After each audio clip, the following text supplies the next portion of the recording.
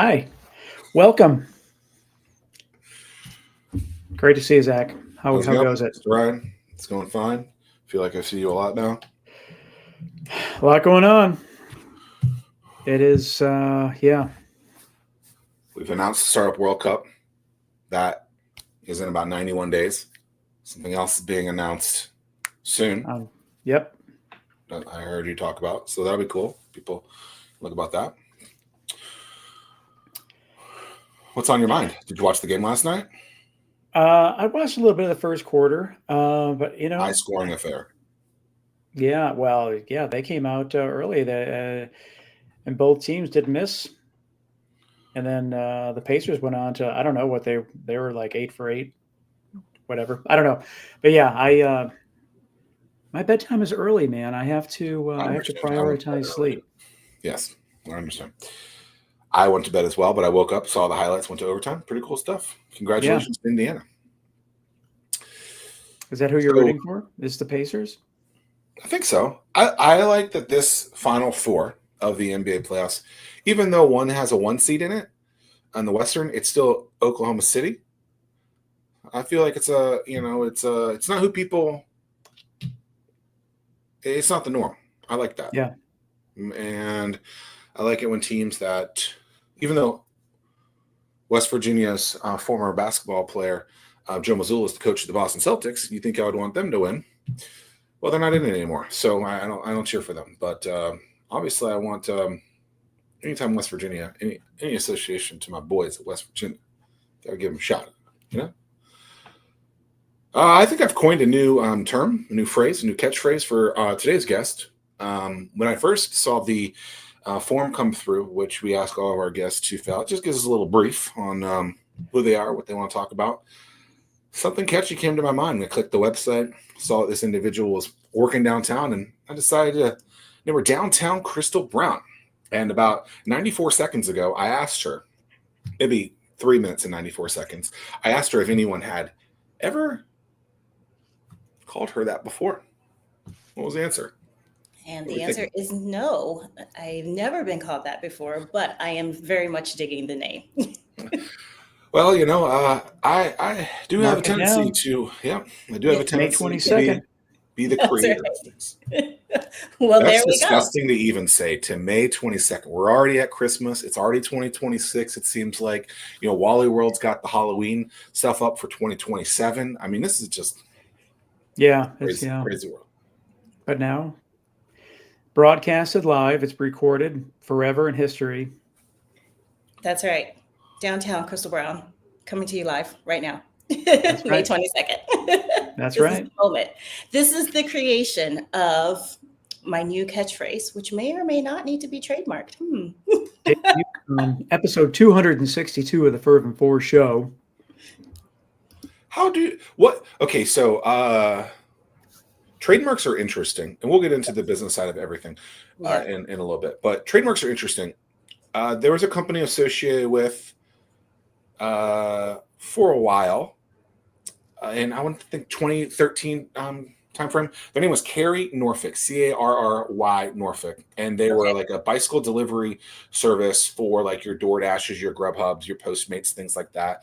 Actually, they did a lot of legal services where companies would need their paperwork to be moved from one place to another in different buildings, and so they would, on their bicycles, they would transport them down the street. The name was Carry Norfolk. Couriers, just like in New York City. Yeah. Yes. They didn't have they didn't have the bird scooters, and these guys are like using real power. They would have their little. Didn't they have trailers on the back of their bike too? Oh, sometimes they had trailers. I remember. It wasn't Williams Mullen. It was what's the one in the SunTrust Truist building on the where is Chuck McPhillips' work? I can't think of where that is, what that is. But they used to move so much stuff, and so they had these trailers that had to have been a yard long, probably 2 feet wide. They'd fill those suckers up, boxes, and then just take them down. But I remember hearing that Carry Norfolk, there were some issues with the trademark world. Yeah. Common word or something. That's right. That's the challenge, right? Yeah. So knowing that Downtown Crystal Brown has that common word in there. Is that something that you think could be trademarked? Like, what? Yeah. So where are we in all of that? Yeah. right. So it's an interesting thing because like you said, with the Carrie Norfolk, when you want to trademark something, it has to be distinguishable from other words, right? So Carrie is just a common word, and Norfolk is the name of a city, so you can't really trademark that. And so that is a situation where they would have needed to put something distinguishable about it in order for them to have trademarked that. Now, downtown Crystal Brown is interesting because downtown is a common word, but also, like I tell people all the time, my name is Crystal, like the stone, and Brown, like the color. So all of those words are actually common words.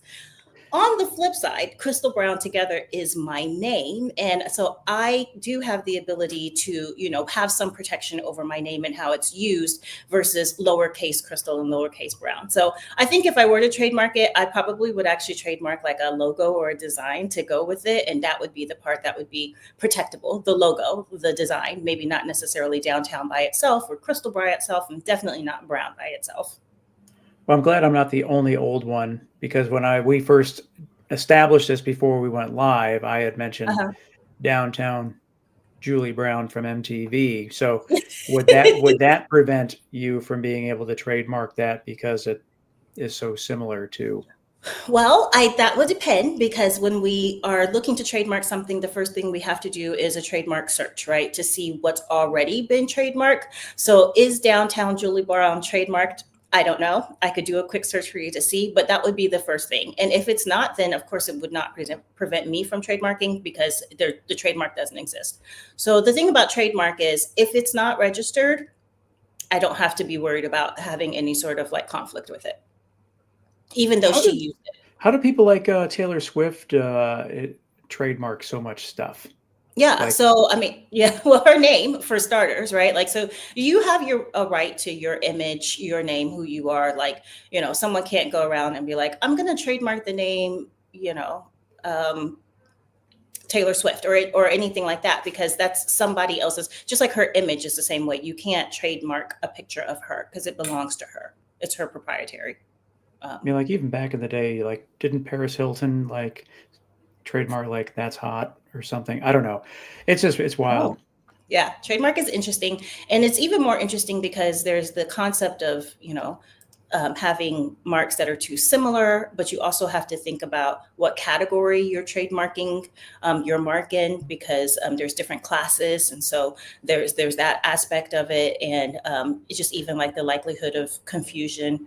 The example that I always talk about, and we're going way back here, but Coming to America with the McDougalls, and he says, they have the golden arches, but I have the golden M. And I always think about that when I talk about trademark. We're going way back on this. way back. But that's like the best example. That's the best example. They have the golden arches, but I have the golden end. But really, there's no way that trademark would have worked, because that's definitely likely to cause confusion. Do you think Budweiser back in the day, maybe it was Bud Light, I think it was Budweiser, the what thing, do you think that was trademarked, or like the amount of S's in there? No idea. I have no idea. You guys are asking some questions that require. I was wondering if downtown Crystal Brown is like treading, like, is this your specialty? If we've not already determined the fact that you are an attorney, and you even specialize in this part of law. Tim. I did start it. That's right. You're right. I did start it because I was like, well, can I protect that mark? And I only said that because you said you said I'm the creative one, and I was like, yes. Throwing it back at me. Who owns that mark? But who owns the mark? Is it my mark now, or is it your mark because you created it? I'll take 10%. I'll take 10%. I just need a little royalty. But no, to answer the question, yes, I do. I do some work with trademark. I think that's like a big, because I do like to focus on small business owners, entrepreneurs, and creatives in the community. That's usually who I'm talking to. Trademark is the number one question that comes up all the time. I get questions about contracts. I get questions about business entity. And then it's, should I trademark? Do I trademark? How do I trademark? Can I trademark? Those kinds of things. I get that a lot. And what is the answer you tell startups? When is the best time? So like you start with nothing. You're not generating revenue. Do you take that first $1,000, $2,000, whatever, to trademark? Yeah, probably not. Yeah. Okay. Well, yeah. So Probably answer not. that question Yeah, for I think that so. So one thing about lawyers is almost always the answer to everything that you ask them is it depends. So that's what I tell people all the time. You ask me a question and I say it depends. But in terms of trademarking, if you're just starting out, for that, I would say probably not. And the reason why is because if you're just starting out and let's say you're like, okay, I'm starting my business, I have this name, I'm going with it. And then, you get 2 or 3 months into the business, maybe you decide that, the vision that you had for your business needs to change. Maybe you have a different mission. Maybe you're changing the way that you do business. And then somewhere along the lines, you change your name. Maybe you bring in a partner. And now you have to go and redo all of the trademark paperwork again. So I don't recommend starting with trademarking. I think you start with the business aspect. You start with your idea, you start with your growth. And then when you're settled and you know what line of business you're working in, that this is, you have a logo, you have a name that you're trading on, that you're doing business on, and that's when it's time to protect your mark. So I don't think that trademark is the first step. Isn't there also like a 5-year review thing or something that you have to submit to keep the trademark active? You do have to keep, it's usually, there is a time period. So you do have to make sure that it's 10 years that you have your mark, but you need to make sure that there's a couple of things about trademark, right? So one of the big things that I always tell people is once you have your trademark, you're not actually done. Getting the trademark is just the beginning because it's also your job to police your trademark, which means that if someone else is using your mark or using a mark that's similar to yours or abusing your mark, then it's your job and your responsibility to reach out to them and ask them to stop. So the government's not going to reach out on your behalf. There's not like trademark police who are just like, always like looking at things like, oh, this person's violating this trademark. This person's violating that trademark. It's your trademark and it's your job to protect it. So once you have that mark, you actually need to really be vigilant about making sure that others aren't using your mark, that you are reaching out to people that may be abusing your mark, and then of course keeping up with your trademark registration, because you're right, it could expire without you knowing and someone else could take your mark, and that would really stink for you. I would just like the world to know that Downtown Crystal Brown is doing a fantastic job on her very first podcast ever. I mean, she was questioning whether or not she had like the ability to speak for more than like 12 minutes.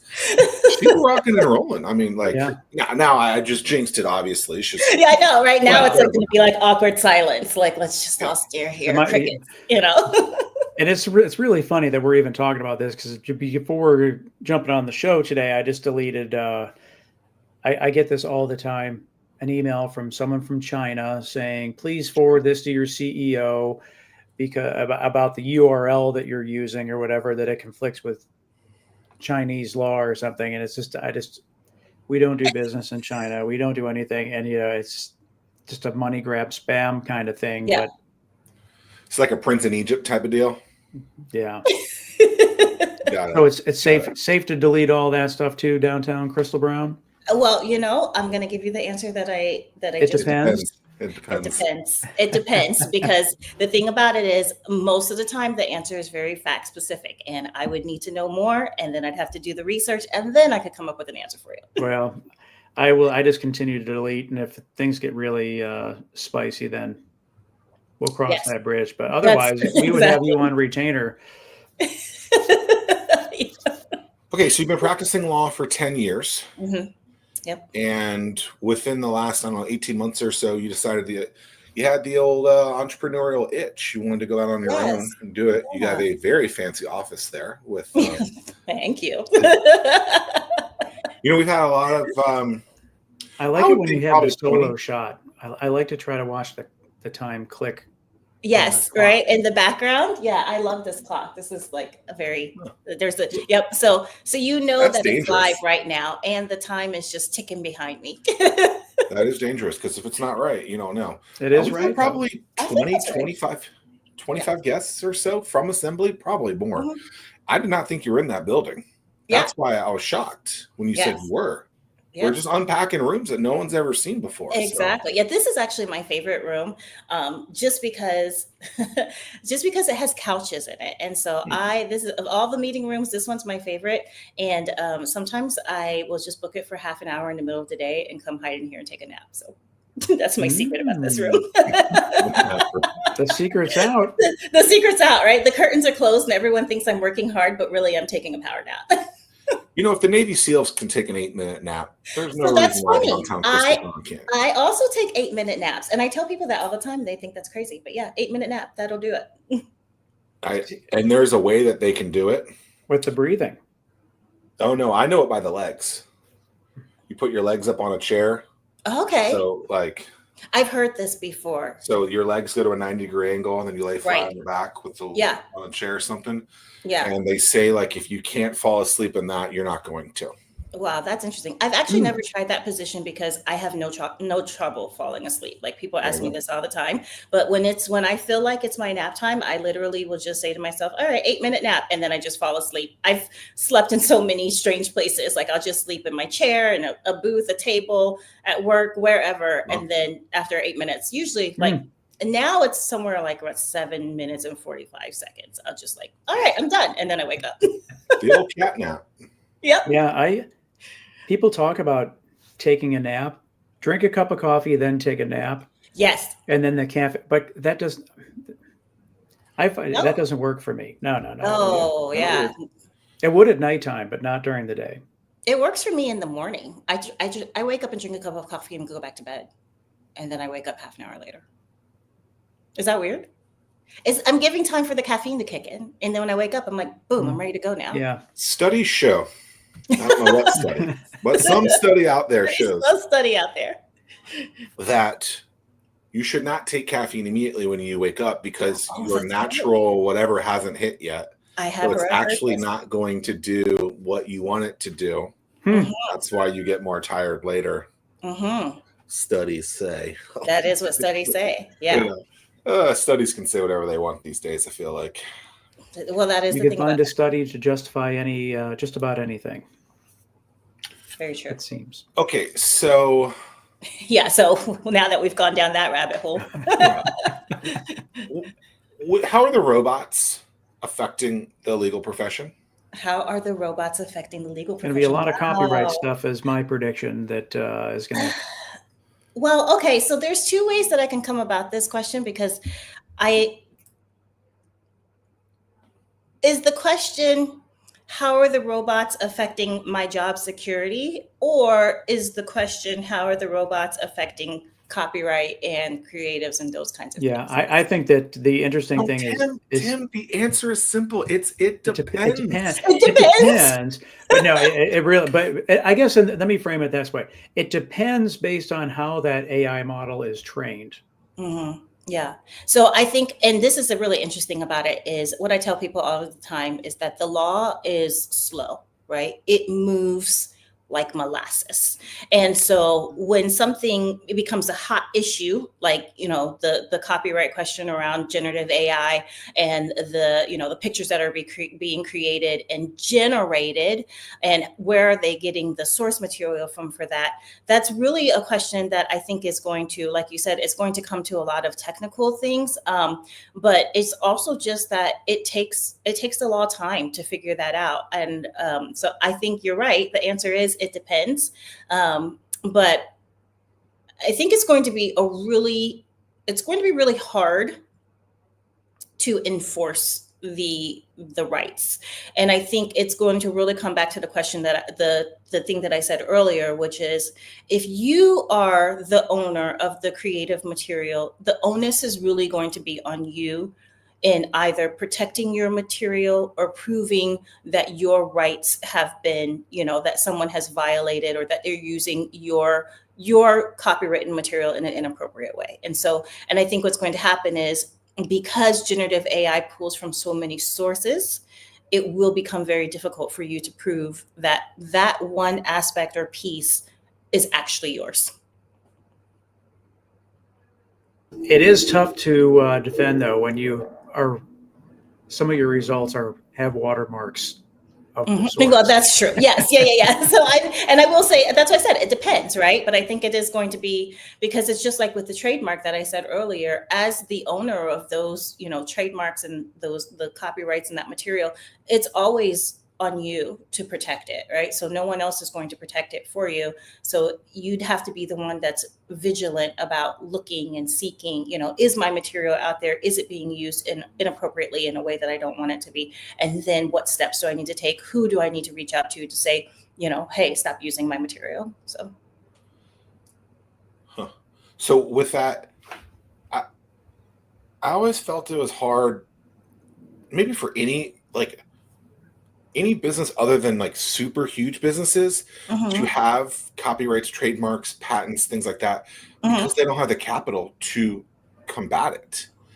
And because yeah. And I mean, I'll say this, which is, especially with copyright. So the thing about copyright is, and what makes it different from trademark is, copyright is a protection that you use for something that you have created, right? So a song, a book, a work of art, something that was in your head that you put into an actual tangible form that can now be experienced by others. When you create that tangible form of that item, it's already protected. You don't have to register. You don't have to copyright it for it to be protected. It's protected in the moment of creation. The thing about copyright, the reason why you would register and get a copyright, is just because when you do that, then that allows you to be able to say to the rest of the world, I am the owner of this, whatever it is. This song was my creation. This piece of art was my creation. And so it sort of becomes, we call it like, it's just like the de facto standard. And so the nice thing about that is, let's say you have, a work of art or a song or a book that you've written, and no one around you is arguing that it doesn't belong to you. And at that moment that you've created it, you already have copyright protection. But if you actually file the copyright paperwork, then if something ever comes along, you don't have to have capital or even that much money to send someone a letter and say, hey, the material that you're using, or, this thing, this music, this art piece, this whatever, belongs to me. I have a copyright on it, which means that I have the right to just send you a letter to, you need to stop, cease and desist. And I don't need $1,000 to tell someone this belongs to me and I need you to stop. And most of the time, people are not going to argue with that, right? Most of the time, a letter saying, this is mine, you're violating my rights, I need you to stop, that's usually sufficient. And you don't have to have a lot of capital to be able to do that. And so actually, copyright can maybe save you money down the road, because it will allow you to just be able to say right off the bat, I don't have to have any arguments. I don't have to prove to you this is mine. I don't have to show you like a timestamp of the time that I created it, and here's the file on my computer. I just say, this is mine. Here's a copy of my copyright.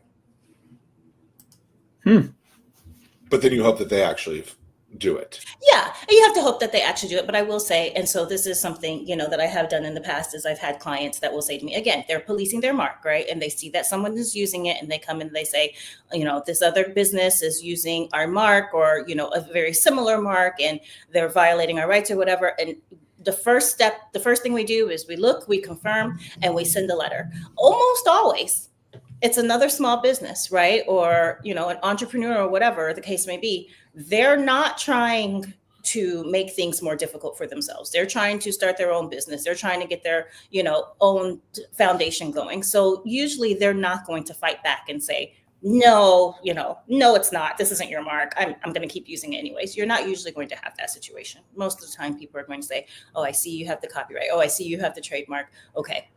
Because the thing about it is, I think a lot of times, and this is kind of why I even started in this space, is I think a lot of times startups and entrepreneurs, they're really focused on the business aspect of it. But, a lot of times it's an honest mistake. They didn't think to ask or to go look or to say, do I need to make sure that this name that I've created for my business doesn't belong to someone else? Interesting. Now that we've gone down this rabbit hole, go ahead, Zach. I have gotten a letter like that once, though, Tim. Oh, have you? Yeah. I have gotten a letter like this, and you want to know what I did? What did you do? Probably the same thing that I did. So I get the letter. So Hatch had a Facebook cover photo of an egg. and I believe a turtle coming out of it because I like turtles. Okay. Okay. You can see the turtles behind me. There's only 4 Ninja Turtles, but I still like other turtles too. Okay. So there's a cracked egg with, I believe, a turtle out of it. Maybe there wasn't a turtle out of it. Maybe it was just the word hatch associated with it. If an egg cracked. There is a company in Atlanta, Georgia, I believe, called Hatch Medical. Ooh, okay. That I think got mad. We got a feature in Entrepreneur Magazine. I think that's how they found it. That's how they found it, right? Yeah, because when it was local, no one would, again, because it's up to them to police it. So they're not looking, right? So my lawyer at the time says, I'm just going to email them, tell them to eat dirt. So that's what we did. We didn't do it like, we were just like, screw you. And never heard anything else. Never heard He's anything like, they're in else. a different industry. There's Correct. no way. There's like. Yeah. And that's actually exactly what I was going to say was I likely would have said the same thing, which is that's a completely different industry. Hatch Medical, like that's not the field that you were in. So because a lot of times when we get these, you know, when you see something, a similar name, is there a likelihood of confusion? Is someone likely to confuse your use of Hatch with medical services? Probably not. So in that particular instance, you probably are not, you know, like no one's going to walk by and see your logo or see you on Facebook and be like, this must be the medical supply company or whatever that I was looking for. Yeah, you wouldn't trust me as a doctor. Different industry, different geographical location. So, but yeah, so and that's the thing is, marks can coexist, right? Like you can have similar marks in lots of different geographical locations and lots of different classifications and business industries. So it's not like and this is the thing. So it's not like if you go and you look up, you come up with a business name and you look and you see, oh no, somebody already has that name, I'm never going to be able to use it. That might not be the case. But again, it depends. Is this in fact your wheelhouse? What is your specialty in the legal profession? In the legal profession, yeah. So I have been practicing, for the most part, my focus has been on franchise law. So when we think about franchisors or franchisees, those that are trying to expand their business, that is what I have focused on for the most part. So I help with franchise disclosure documents, writing contracts and things like that. And so, of course, to go along with that, things that are related to business in general. So I help with business entity setup, business formation, and because again, when you just think about business in general and brand packaging, intellectual property, that's where we get into the copyright and trademark issues, just those things in general. So business related, if you're trying to be in business, start a business, how do I protect my business? How do I grow my business? Those are the things that I focus on. We do hear, I'm sure Zach can attest to this as well, but a lot of, hey, what's your roadmap look like? It seems like, oh, we're going to franchise. It's like, you don't even really have a product yet, let alone franchising this thing. So what is your advice to people when they first approach you about franchising? Franchising, yeah. So I've had a lot of conversations that start with that, right? So people come and they say, oh, a franchise attorney, which there's not that many of us. And so then they're like, well, I want to franchise. How do I get started? And my answer is always the same, which is focus on, no, actually, that should be there. No, for this one, it's not. If you are a sole, like you have your own small business or you're starting up, and yes, your goal is to franchise, the best thing you can do for yourself right now is focus on growing your business and developing a business system that is successful. That's what you need to do. You need to develop the systems. You need to have a stable business plan, a business model. You need to show that your business can be successful, that it can endure economic situations, that there is a potential for profit, because having all of that in place is what you need to have first before you can even franchise, right? You can't think about franchising if your business model is not successful. You can't think about franchising if the one and only location that you have is in the red every year. Who's going to buy your franchise? Nobody. You can't think about franchising if you don't have systems in place, if you can't replicate the way that you do business in another location. Like, what would be the point of that? Like, if I have, a business where I know what I'm doing. Like, let's say I have a restaurant and everything on the menu is a secret recipe and only I know the recipe and it's in my head. How would I franchise that? If I don't have the recipes written down and no one can duplicate it, then what would make the other location like my location, right? The whole point of franchising is to be able to scale your business, but that means that you need to have everything in place to be able to duplicate your business. Like, you want to be able to clone your business. So I see this as being something that we can clip and use a lot of, Zach. That is such sound advice for anyone, whether if you want a franchise or not. It's like, have a product, establish a system, repeat, generate revenue, and make sure that it can withstand a test of time. Exactly. And then think about franchising. Yeah, the only thing that I would add to that, and I think everyone should do this, and I really didn't grasp it until I started doing some like running races and triathlons, is really documenting. Yes.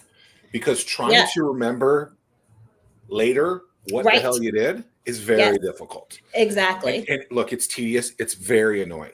It's very tedious. And another part to go along with that is, and this is something that I think a lot of business owners don't think about, is like, you may only be a small business with yourself and 2 employees, but please go ahead and think about creating that employee handbook or your business standards or whatever it is that, that you, like you said, document things. So who are your suppliers? Who are the people that you do business with? What are the standards for how your business needs to operate and run? What is the opening, sort of protocol look like? What does the closing protocol look like? Because, first of all, that will help you with your current business, just even if it's just you and 2 other employees, to be more efficient and successful. But second of all, when it's time to franchise, you do have to tell other people all of that. They need to know that, right? So you don't want to get to the moment where you're like, I want to franchise, but now I realize I actually don't have an employee handbook. I don't have an operations manual. And I can't really tell you how we, what our protocol is for opening the store or closing the store or how we answer the phone or anything like that, because we just do it,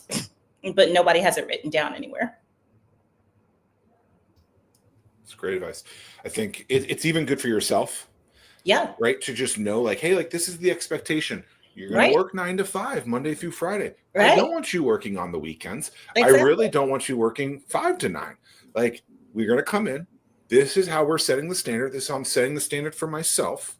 Right. Like, I find that a lot of entrepreneurs feel like they have to work 80-hour weeks, feel like they have to hustle and bustle. But then if you really break down their calendar, you're like, well, there's a lot of wasted time in here where you're not doing what you should. That doesn't mean there's not outliers, that something between 5 and 9 can't happen, that there can't be something on a weekend, because those things are absolutely going to happen. But these people who do that because they feel like they have to, but they're burning the midnight candle or whatever that line is. Yes. Yeah. But they're wasting time. Midnight oil, or burning the candle at both ends, or something along those lines. I'm not good at remembering. Yeah, me neither. I always get confused.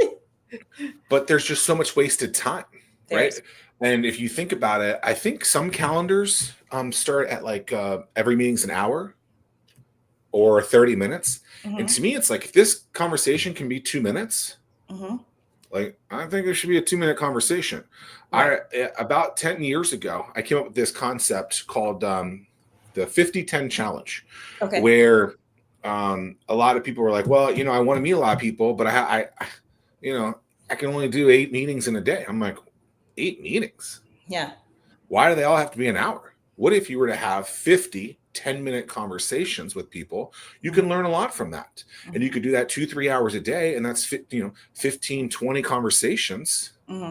But because you're like, how much of that hour-long time? I know this is an hour-long show. Well, and I but this is like, I like that Google established a monetary value in the calendar too. Yeah. What do they do? Is it 30 minutes? Well, no, there's something in the side where you can look to see how much this meeting costs. Yeah.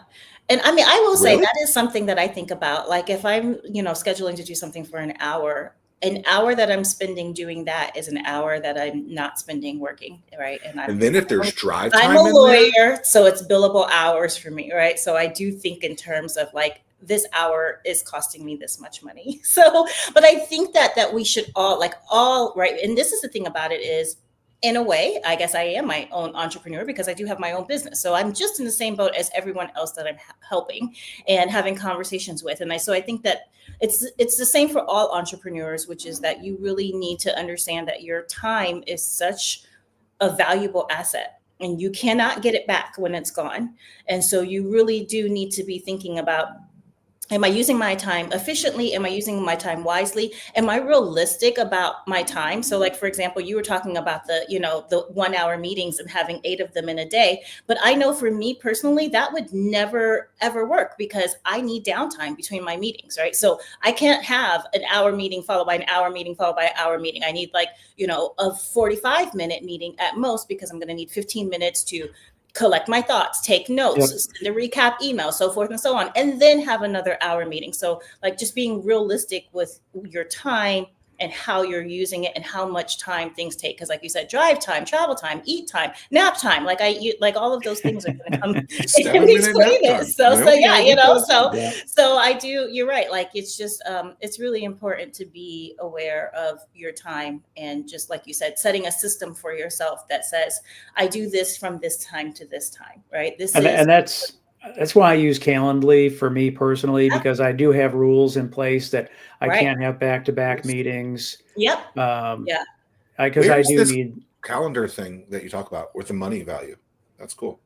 I'll take a look at it, but and show you. But that's one of the things that, like, when I sit at a meeting, like mentally, I'm like, I obviously don't know what people's salaries are, but like I'll go around the room and I'll think, all right, you scheduled a 2-hour meeting and just going around the room doing some mental math and I'm like, is this meeting really generating this much value based on my guesstimate of how much it costs? The literal meaning of time is money, right? Time is money, and are you using your time wisely? That's such a big thing that I talk about all the time, and just being efficient with your time. So, but yeah, I think that and actually to circle back to what we were originally saying, and the time is, a lot of times business owners and entrepreneurs, they don't want to take the time to do those like employee handbooks or operation manuals or systems, like creating systems and putting them in place, because they take time, right? And so they're like, well, I don't have time right now to create that manual or that handbook. I'll come back to it later, so forth and so on. And what I always try to say is, developing systems on the front end will save you so much time on the back end, right? It's worth it. It's worth it to take the time to create that operations manual or that employee handbook, because if you can take an hour to create an employee handbook, and then in the long run, that saves you 8 hours from having to spend 1 hour talking to each new employee that you hire. Yep. You have saved time. You're going to be successful in the long run. So setting up those systems, and then that will save you time later. If you're thinking about franchising and you're like, they're saying, your lawyer, whoever's saying, I need all of these different documents, you can be like, I already have them. I'm ready to go, right? I'm solid. A way to do this in an easy way, I think, is to open up just an email or a notes app, press on your phone the either the record button or just the dictation button, or I think it's dictation, right? Yeah. And then just talk what you want, and then have notes. Obviously, it stops at some point, but just do that a bunch. Because when I would write the books that I've written, that's a lot of the stuff that I would do. Yeah. Because I can't type very fast. Yeah. I'm a human. I think I type like 42 words a minute. I'm not lying, Tim. It's crazy. Let me share something actually that just happened recently. So I serve as, in addition to having my own business, I work as of counsel for like other firms. So basically, if other firms have a client, maybe they don't necessarily do, corporate law, or they have a client who has a particular business law need, then I can help them with that. So I was sitting in, so one of the firms that I assist with, they have an internship program. And so I was sitting in on the internship meeting, and it was a virtual meeting. We were onboarding the new interns, and we're telling them, these are the expectations. This is why we have the program. Here's what we expect you to do, blah, blah, blah. So like an onboarding meeting, 1 hour, right? And so the meeting was online. And so I actually just it was on Google Teams. And we turned on Gemini to take notes and do a transcript of the whole meeting. Right. And when it was all over, the other attorney said, man, I wish I had recorded that, because then in the future, when I onboard interns, I can just, say, hey, watch this video. And I said, okay, well, we didn't record it, but here's what we can do. And so I took the notes. I had Gemini take the notes in the transcript. And I said to it, create for me an intern onboarding handbook for the future. And it did. 6 sections. I told it all the sections that I wanted, and it summarized everything that was said in the meeting. And so now in the future, when we have a new intern, we can just be like, here's your handbook. So you don't have to type anything. I love that. I have a question regarding the same thing. How does that apply to board meetings and recording board meetings? Is that like a no-no? Yeah. It depends.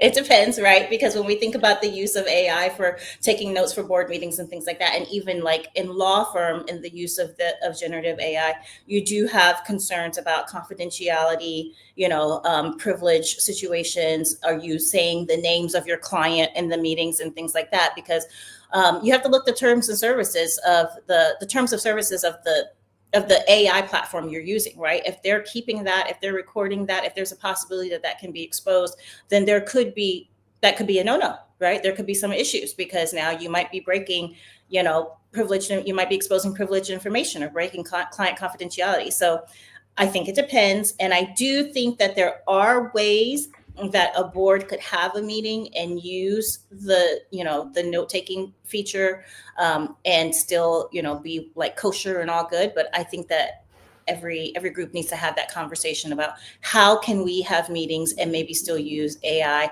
or how can even like legal practices use AI in a way that's still ethical. So. Yeah. Why? You got something completely different. Go ahead. Sure.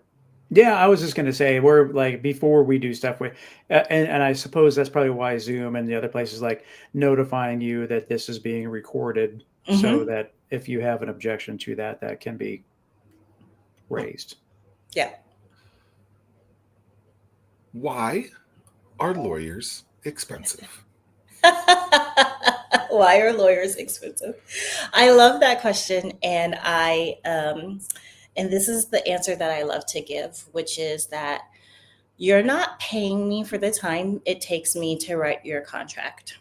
What you're paying me for is all of my expertise and knowledge, and the things that I know that you don't know about the law, to make sure that I write you a good contract.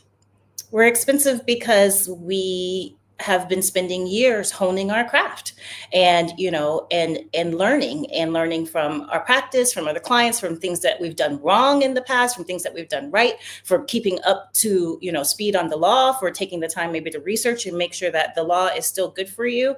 That's why. And also, I will say this, of all the things that I've done in my life, and I've done a lot of things, law school was the hardest by far. My first year of law school was horrible. And that's not even talking, that's minus the bar exam. Yeah, that's minus I'm saying like everything in my life, right? So I have children, I've given birth, I've traveled, I've done all kinds of things. I've been a military spouse, I've been all kinds of experiences. My first semester of law school was so hard that even though I actually did well in school, when a couple days before second semester started, I actually thought I wasn't going to go back, because I was like, I don't know if I can do this again. So anyway, all that to say, we're expensive because we provide a valuable service. And that's why, because my sister actually gave me, when I graduated, she gave me a coffee mug and it said, please don't confuse your Google search with my law degree. Okay, I get that. I grasp that. Everything you said, I would agree with that. Most people should answer that question that way. Yeah. However, it appears in a lot of situations, it depends. No, I love it though. Yeah. It appears that a lot of times it's just Control F, take out old company name, throw in new business name, and they already have something drafted in some of these documents, and they're still being thrown like hours and hours of stuff. Like that seems like something that shouldn't be that expensive, but then. Well, and so here's the thing, because I don't disagree with you. Like I have a lot of contract templates. I do typically reuse them once and actually for a good portion when I first started at my old firm, what I actually did was I would just make master templates of contracts, right? A purchase and sale agreement, an independent contracting agreement, or whatever kind of agreement. And it was just sort of like this master form. But the thing about it is, and this is actually relates to what I was just saying earlier, is everybody's situation is different. And what you need in your contract depends on who you are, what you're trying to do, and the context of your business, right? So yes, it could be that all I have to do is copy and paste and, Command F, and I'm just replacing names or something like that. But there could be something more that you need. You could have a particular business situation. You could have like licensing issues. You could have something that you don't even know is something that you need to have in your contract. And that's where the lawyer comes in, because I can say to you, okay, I understand that you want this licensing agreement. You've told me that, and you think that that's all that you need, but I want you to tell me more about the context. What more is there that we need to know about? What is something that maybe you didn't even think about? Like maybe the business entity is not established correctly. Maybe there's someone else who has a right to this mark that you didn't mention to me. And that if we hadn't put that into contract, your contract would have had issues in the future. So it's those kinds of things. It's the parsing of the facts. It's okay, yes, you need an independent contractor agreement. You need a purchase and sale agreement. You need, an operating agreement. And you could get any of those things online. You can Google them. You can have ChatGPT write it for you, sure. But the thing about it is neither Google or ChatGPT will have a conversation with you specifically about what your business needs, what you might need protection from, what you may have not even considered or thought about because you don't realize that there's a law that relates to that. And ChatGPT and Google aren't going to put those contract clauses in for you. And I will, and lawyers will. All right. Send me a bill.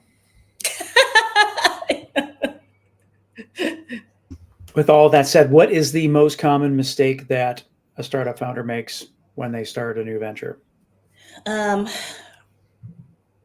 I think probably the thing that I noticed the most is that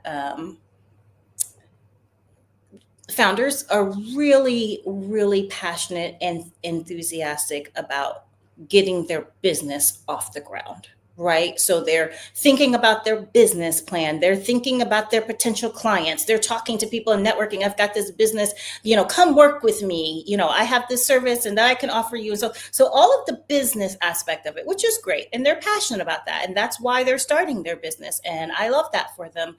But a lot of times that means that they're so focused on those things that they're not thinking about, for example, the fact that they're a sole proprietor when maybe they need to be an LLC. Or they're not thinking about the fact that they've gone into business with their two friends and it's a partnership, but there's no partnership agreement, which means that if something goes wrong, it's going to be real messy down the road. So a lot of times people jump into the business portion of it, of developing their business, of growing their business, but they're not kind of thinking about how have they established their business? Do they have a strong foundation? Are they making sure that everything is established correctly, legally speaking, so that 10 years from now, 5 years from now, 2 years from now, they're not coming to see me because they say, well, we had this great idea. My friends and I we started this business and we're a partnership, but now things have gotten rocky and I want to sell and they don't want to sell and so forth and so on. But we don't have any paperwork and we never talked about what we would do if this happens. Now, what are your thoughts with operating agreements having an expiration date that forces the partners to rediscuss and it gives you the opportunity to amend it, make changes, and do those things. Keep it as is. Yeah. I think that that's a great idea. So I often say I say to clients all the time, I say, an operating agreement is just a business prenup, right? Things are great now and life is good and we're in our honeymoon phase, but just in case things go wrong later, let's just go ahead and be prepared for that. Let's think about that. Let's have that conversation, right? And so I think it's great that if you have an operating agreement that requires you to look at it every couple of years and reassess and say, where are we? Are we in the same place we were 5 years ago? Because think about marriage. Nobody's in the same place, 5 years later in their marriage than they were when they first started. So I don't see a problem with that if everyone's in agreement on that. Yeah. What's your take on equity? I would What's think my that take on equity? another common mistake would be issuing equity Yeah, to too many I people don't. way too fast. Mhm. Yeah, my take on equity is there anything else you can do first? Anything else, right? Because yes, I understand that right now you're trying to grow your business and you need the capital and you're convinced that the capital is what you need to grow. And I get that. But you also don't know the potential of your business just yet. And if you're just giving away pieces of your pie, like without even realizing like how much you could grow or earn down the road, is it worth it? So I my take on that usually is, why is this the option that you're choosing? Like, let's have a conversation about this. Like, how will you feel about this in 2 years if this happens, or if this happens, or that happens? So yeah, I don't ever really say to someone, I recommend that you look the equity route. I usually say things like, there's a lot of resources out here that can support you. There's a lot of, business chambers that you can look to. There's grants that are available for you. Have you looked at that? Have you talked? Have you networked? Have you done those types of things? And, even like, have you made sure that you have a great investor presentation that you can really use that first, angels or something before equity, anything before equity. I mean, I feel like equity is there because it's just a sexy buzzword, right? It's Well, and today it's worth nothing. It is just right. Exactly. I think we've all been naive, and I don't know about you, downtown Crystal Brown, but I mean, we've all been naive to be like, oh, that sounds good. Maybe I should, work for free, get some equity of zero, right? It's just like, it's difficult, I think, too, because your expectation as a non-founder in this thing, even though you might have equity and you might have been there early, you're probably not the one doing the big moving. And right. so you're depending on those individuals to do that. Yeah. And so you're kind of like a backpack in in this situation. Yes. And it's like, I don't think anytime I ever had equity in a company, it turned into cash. And so it's from the free perspective, right? From the aspect of the equity holder, right? So like, even you're right, like who is this even benefiting? Because like for the founders, I'm like, don't give away part of your company. And then like you said, for someone who has the equities, like, what am I getting out of this? So yeah, you're right. And you don't have that much control over it usually. You have zero control over it, even when you have right. That's the difference learn from equity, that. like a partnership, right? Yeah. Yep, it's so funny that so many people have learned the hard way, but yet people have to learn that way. The same mistakes. It's almost like, yeah. So this is interesting because like that's actually one of the things. So, yes, I am a licensed attorney, and yes, I do offer, services to businesses, but my real passion has really been in just having conversations and workshops and in panels with just like small business owners and founders and entrepreneurs. Like, I just want to share this information where I can, because these are things that I think a lot of people aren't thinking about. They're not thinking about entity setup. They're not thinking about protecting their intellectual property. They're not thinking about equity and how that may impact their business in the long run, or operations and procedures and systems and things like that. So I've really been actually just like, this is actually why I started my consulting firm, not necessarily to have clients, but more so to serve as an educational vehicle to just like small business owners and founders in our community, and just being able to share this information so that maybe if they think, hey, I didn't know about this, but this applies to me, and maybe I need to have some further conversation. Maybe I need to do some research. Maybe I need to Google it, right? So I'm really big on giving founders and entrepreneurs like just sources. Like I say to them, have you thought about whether or not you need an LLC? And if you do, you can actually do that yourself. You don't need me to do that, but maybe you need me to have that conversation with you to make you think about whether or not you needed one in the first place. So. What is your fastest half marathon time? My fastest half marathon time? I think it was 2 hours and 6 minutes. It's not great. No, I was going to go the other hard right turn. Maybe yours was hard right. I was going to go hard left. I was wondering if you could trademark the scoring of a sourdough bread loaf. Trademark the score. Do you have? Oh, is that like what's on top? Yeah, So I do bake. I have my sourdough that I actually, and so disclaimer, I was making sourdough before 2020. Okay. Okay, So I was wondering. Because I know. So I called them my yeasty beasties, and I actually started like in 2018 or 2019. And so when COVID hit and everybody was like big into the sourdough, I was like, well, that's so crazy, you know. So one of my friends actually asked me to make a video. So there's a YouTube video out there of me somewhere showing you how to make sourdough bread, right? So that was my hobby during COVID.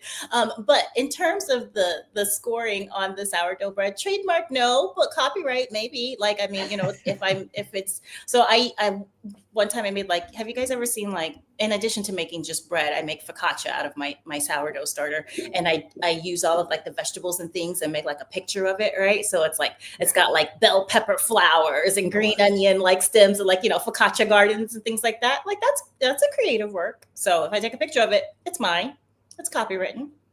Okay, let's go. I'm hungry. Was the sourdough bread craze during COVID the reason for the yeast shortage at grocery stores, or was there something I think else? so, yeah, because there was also a flour. It was like a yeast and flour shortage, right? And because everybody was like making their own bread and stuff like that. So yeah. How is it called your mother, or is it just your starter? Yeah, is it your starter? It's called your starter. It's called your starter. I call mine my yeasty beasties. So I'm always like, oh, I gotta feed my yeasty beasties, you know. But yeah, it's called your starter. And like what you can do is, so I actually made my starter from scratch. So rather than ordering starter, so my starter is what I like to call 757 starter, right? Like, because your starter, everybody's starter tastes differently based on the geographical location that it's made at. That's why San Francisco sourdough bread is so popular. It's because it's in San Francisco. If you take that same starter out of San Francisco and move it to Maine, it won't taste the same. But anyway, so I have 757 starter. And so, yeah, it's your starter, and you can give that to other people, and then they can use it and continue to grow it and feed it and make sourdough. So how old is yours at this point? So mine is 6 years old at this point, because I started in 2019. Our buddy Chris Hill was telling me about a place that he went to, and it was like 100-year-old starter or something like that. Yeah. Well, like when you go to San Francisco, their sourdough starter, I think, is also like 120 years old or something like that. Yeah. And they just always use a little bit of it and just keep renewing. Yeah, it's a real thing, and it's quite interesting that you're eating something that's so old and disgusting. Focaccia, like fresh focaccia, is unreal. It's delicious though, right? And there's this meme that I saw on Instagram one day that's so funny, because not only are you eating something so old, but like as a sourdough baker, you're actually feeding all of the yeast, right? You're feeding it all, and there's all these microbes, and they're growing and they're getting big or whatever, and then you kill them all. So every time that you are making sourdough, you're like a mass microbe murderer. You're just growing them for slaughter. Wow. How dare you, down to Mr. Brown? The show has taken a turn. But hey, we had a great transition from one food to another. That is true. So yeah, when you're not mass murdering. Well, so here's the thing. I don't know if I would necessarily call it murder, because murder is a legal term. I know I did, which is why I have to come back now and I have to say murder is a legal term. So it's the mass killing of microbes. So murder has a specific definition, and it's not happening with the microbes, because the microbes aren't people. So are you murderer Crystal Brown now? Or? No, absolutely not. No. That screech was so loud they're hearing it outside, right? Like, right. They know that the power nap is over. Yeah. The power nap's over. She ain't snoring a lot today. Okay. So when you're not baking sourdough, when you're not protecting companies from the law, what where's your go-to place to get a bite to eat? Breakfast, lunch, dinner, it doesn't matter. And does the 757 have a kind of go-to food? Does the 757 have a go-to food? I don't think so. It should, but I can't think of anything off the top of my head. I will say that, okay, so this is, Dumars for me is a classic. Okay. Right? So I don't necessarily, sometimes in the summertime, I'm just like, I need to have and this is a really weird thing, but they do a limeade float. And it's the only place I know of where I can get one.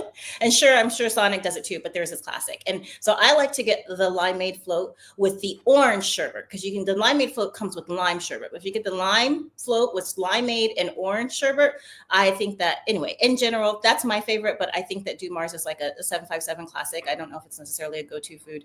And in terms of where I like to go to eat, I'm a real foodie, so I'm kind of everywhere. I will say that this is a weird sort of thing, but I live in downtown Norfolk, and Glasslight Hotel. Are you guys familiar with that? I know everyone sees it all the time, right? People are always like, oh, it's just a hotel, but they have a restaurant and a bar inside. They have a burger. It's called the Glasslight Burger. I know that seems so random because their specialty is fancy French food.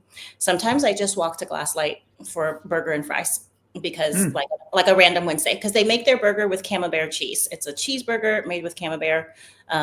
It's the cheapest thing on their menu, actually, which is I love. But and you get it with a side of truffle fries. That's well, if I recall, when that place opened, it was a Michelin star chef. I don't think he's there anymore, or she. I don't know. I don't think so. Yeah, it did open with a Michelin star chef. Yeah. What does that mean? All of the food is good. All of the food there is great. But I think it's so funny because I'm always telling people, yeah, I go to this really fancy bar and then I just order a burger. But I love their burger. Going back to Dumars, you ever go around the corner to the opposite side and hit the donut dugout? Yes, I have seen that, but I have not been there. Is it good? Go tomorrow morning. Okay. It'll change your life. Zach changed mine. Okay. All right. Okay, so I can't think of what it's called. It's in North Collie. Okay. They have a burger with and I've never been, but I've heard about this sesame seed bun. It's supposed to be great. I'm trying to find it really fast, but I can't. North Collie. So it's like around that area of like Kogan's and the new Kogan. Yeah. Le Grand Kitchen. I found it. Le Grand Kitchen. Apparently their burger is unbelievable. Okay. Never had it. I have to check but it out. It's supposed to be good. Check it out. Yeah. I will put another thing in. I love ice cream. So strawberry fields, because you said Collie. Oh, when I think of Collie, I think of ice cream. Well, is that ice cream or is it gelato? Oh, yeah, I guess it's technically gelato, right? Let's do right by them. So it's amazing. It's delicious. It is. It is very good. That place, when I used to go to Ghent, when I used to live in Ghent, we would go there every once in a while. Great place. Yeah. Downtown Crystal Brown. I don't know if you recognize this, but you're over an hour. I know. I am over an hour. You did great. Wonderful. I made it. You made it. Way to go, slugger.